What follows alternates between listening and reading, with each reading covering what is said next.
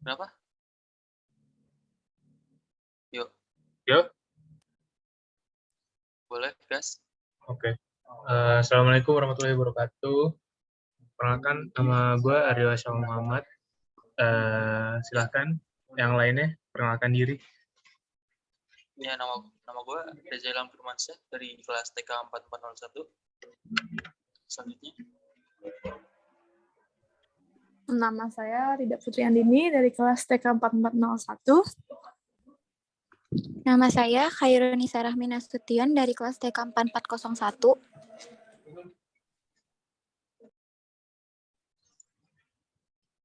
yuk, kita hari ini bahas apa nih? Oke, ini ya podcast ketiga nih Ya, di apa tuh namanya pembahasan Jarkomdat. Nah, jadi pada podcast ini kita ngebahas namanya itu model referensi OSI. Nah, coba nih pembukaan biasa. Apa sih itu model referensi OSI? apa tadi? Model referensi OSI ya? OSI. Iya, model referensi OSI, Open System Interconnection. Kalau yang gue tahu ya, itu tuh kayak standar dari protokol jaringan kan sih, kayak yang dikembangkan dari siapa tuh? Dari ISO, International Standard Organization. Nah, OS itu buat apa sih sebagai apa namanya? Open System Interconnection maksud gue. Nah, itu buat apa?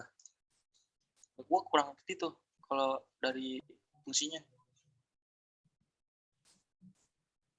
Kalau fungsinya sih, kalau kata gue sih ya, itu dia bisa dipakai sebagai model referensi. Nah, ini tuh model referensi ini tuh dipakai untuk sebagai patokan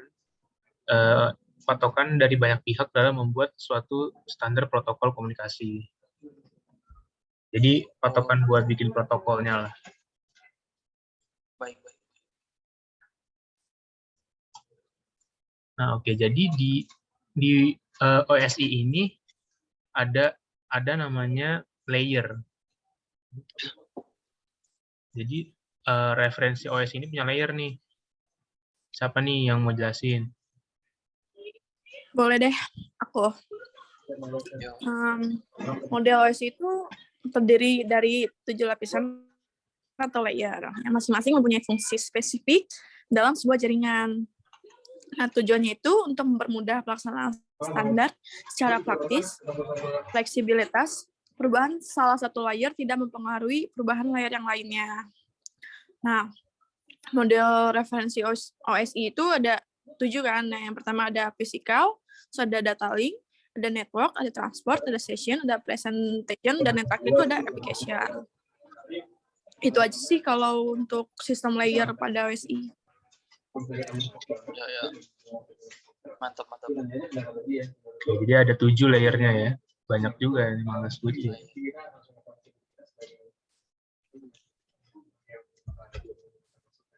Oke, jadi mungkin kita dari lapisan aplikasi OSI dulu ya, lapisan ke-7. Lapisan paling atas.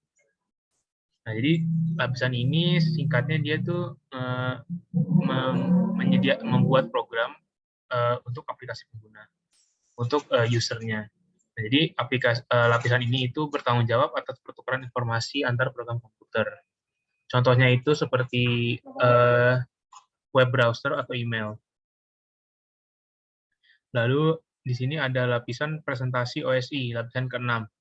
Nah, lapisan ini itu bertugas untuk mengurus format dari data-data yang kita miliki. Dapat dipahami oleh berbagai macam media, mengkonversi format data sehingga lapisan berikutnya dapat memahami format yang diperlukan untuk komunikasi, seperti JPEG, TIF, GIF, MPEG, dan MP3 dan sebagainya. Nah, lalu ada lapisan sesi OSI, lapisan ke-5. Lapisan ini itu menentukan cara dari dua terminal untuk menjaga dan memelihara dari koneksi mereka, serta cara terminal untuk berhubungan satu sama lain. Oke, mungkin ada mau jelasin kali nggak nih untuk sisa layernya? Aku boleh. Oke, Ica. Tadi kan sampai lapisan kelima tuh ada sesi OSI. Terus yang lapisan keempat ada lapisan transport OSI. Jadi lapisan ini bertanggung jawab membagi data menjadi segmen, menjadi koneksi logika end-to-end, antar terminal, menyediakan transfer yang reliable dan transparan antar kedua node akhir, kendali aliran dan kendali kesalahan serta memperbaikinya. Contohnya itu ada TCP/IP, UDP, XPX, dan lain-lain. Terus untuk lapisan ketiga, ada lapisan network OSI. Jadi lapisan bertanggung jawab menentukan alamat jaringan, menentukan rute yang harus diambil selama perjalanan itu, dan menjaga antrian trafik di jaringan.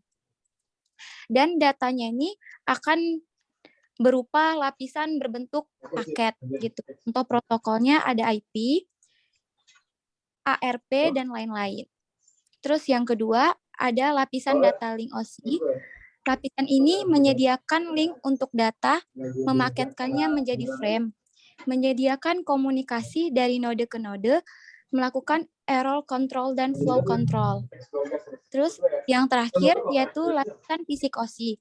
Lapisan ini mentransmisikan serangkaian bit yang merupakan kombinasi dari angka 0 dan 1 melalui media transmisi. Mungkin itu saja. Oke, mantap. Selanjutnya apa nih? Oke, jadi kita udah ngebahas nih satu dari 7 lapisan layer OSI. Ini ada yang mau buka topik lagi nggak nih?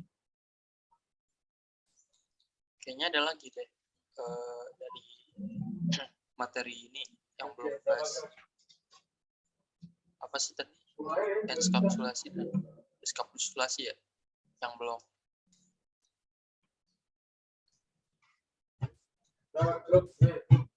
Ayo, siapa nih?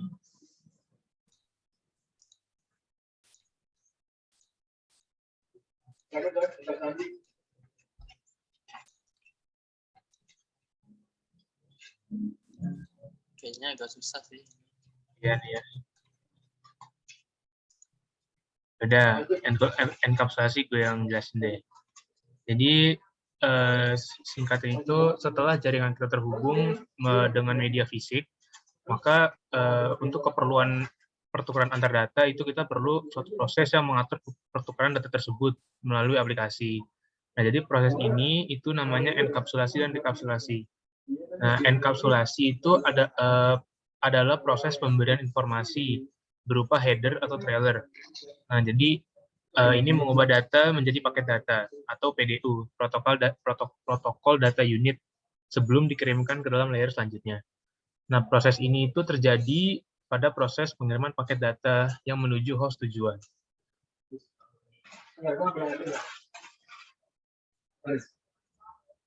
Nah, untuk ya oke, mungkin singkatnya itu aja sih enkapsulasinya. Iya, singkatnya itu aja.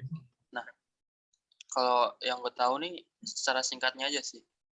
Dekapsulasi itu kayak proses dari penguraian data menjadi sebuah datagram gitu. Jadi kebalikannya dari enkapsulasi itu tadi. Kalau enkapsulasi tadi kan menjalankan proses pembungkusan paket data kan. Nah, sementara kalau dekapsulasi itu memproses paket data yang lewat tersebut. Jadi prosesnya itu terbalik dengan enkapsulasi. Gitu. Oke, jadi intinya kebalikannya dari enkapsulasi ya, dekapsulasi. Iya.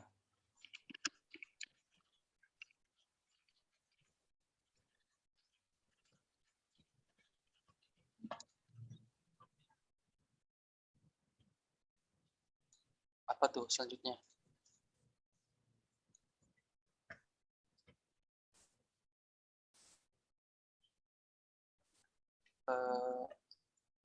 Udah belum sih? Ada lagi nggak nih materinya? Masih ada beberapa. Apalagi tuh? Ini protokol TCP/IP. Ada yang tahu nggak sih apa itu?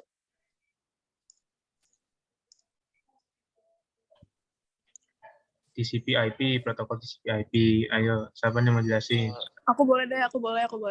Oke, Rida. Protokol TCP/IP itu standar komunikasi data yang digunakan untuk tukar-menukar data dari satu komputer ke komputer lain di dalam jaringan internet, gitu nggak sih? Nah, terus protokol ini juga nggak bisa berdiri sendiri karena berupa kumpulan protokol. Itu sih yang aku tahu.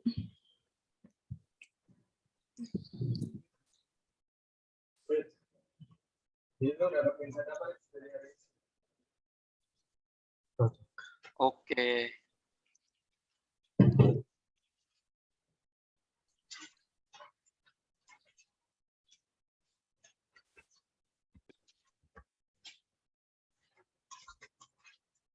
Oke, jadi ternyata Nah, nih, TCP/IP tadi gimana? Gimana, Ayo? oke, jadi kan ini udah jelasin nih, jadi protokol TCP/IP itu standar komunikasi data yang digunakan untuk tukar-menukar data. Nah, jadi ternyata protokol TCP/IP ini punya layer juga. Yang punya layer itu ternyata bukan OSI doang nih, ternyata TCP/IP dia juga punya layer. Layernya ada 4. Nah, yang pertama itu ada application, transport, internet, dan network access. Nah, Bisa untuk disebutkan nggak sih itu apa namanya? Apa-apa aja itu kayak lapisan ini tuh apa, buat apa gitu? Oke, jadi untuk application singkatnya tadi seperti lapisan pertama dari OSI itu contohnya seperti web browser dan email. Dan untuk transport itu dia kalau dalam OSI itu dia lapisan keempat. Nah, untuk transport ini dia itu ada TCP dan UDP. Lalu untuk layer ketiga dari TCP/IP itu ada internet yang contohnya itu seperti IP address dan ARP. Lalu ada yang terakhir ada network access. Yaitu contohnya seperti IEEE, ATM, dan Ethernet. Yang bisa dibilang jaringan internet ya.